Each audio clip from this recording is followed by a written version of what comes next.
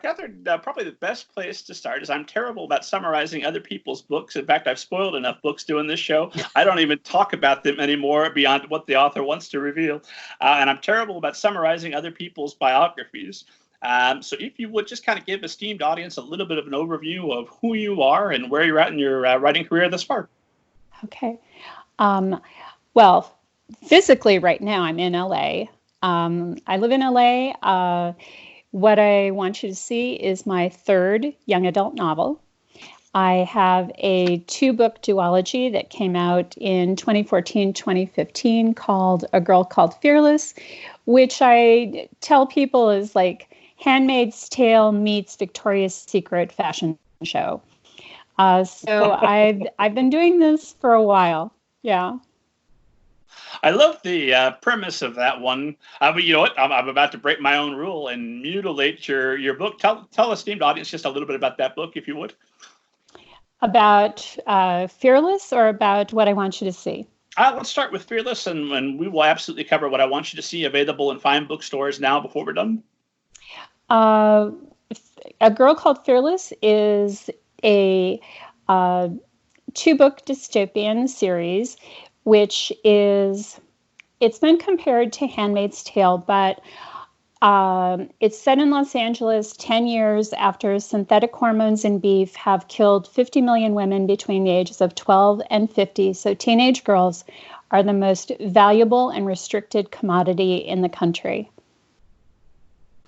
And I understand that our protagonist, as we meet here, has been auctioned off to marriage to a man twice her age. Actually, she's trying to avoid that. Right. So she's running for the border of Canada because if you can reach Canada, you will be given asylum. And so I think it's the only YA that actually the second act takes place in a high-end escort service in a penthouse in Las Vegas. It's a mark of distinction. It is.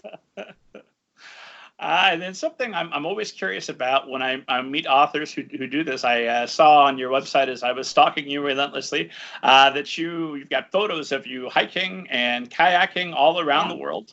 And I always think, well, writers, aren't you supposed to stay home and write about other people having adventures where it's safe and cozy? But not you. You're out there. Travel's my jam.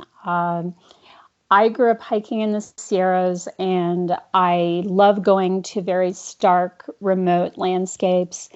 And for me, it's such a source of renewal. You know, as writers, we talk about doing artist dates where we go out and we sort of refill ourselves. You know, we have experiences to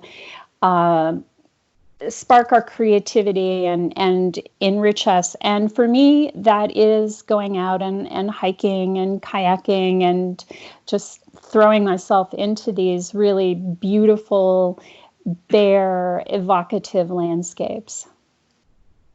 So where are some of the most interesting places that you've traveled to? I love Svalbard, which is an archipelago north of Norway.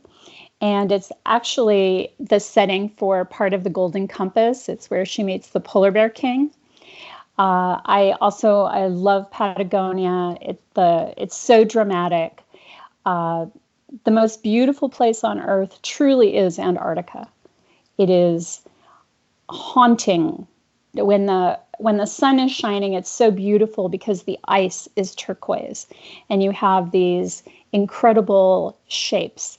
And when it's cloudy, it's this kind of sea green. Everything is kind of gray, misty, and sea green, and you feel like you're in another world. It's really amazing. It doesn't terrify you to be out there where, I mean, it's almost like, not quite like as dramatic as being in space, but you're dependent on your equipment. If that goes down, you're a goner. Oh, I am not camping. I do not camp. I hike and I don't camp.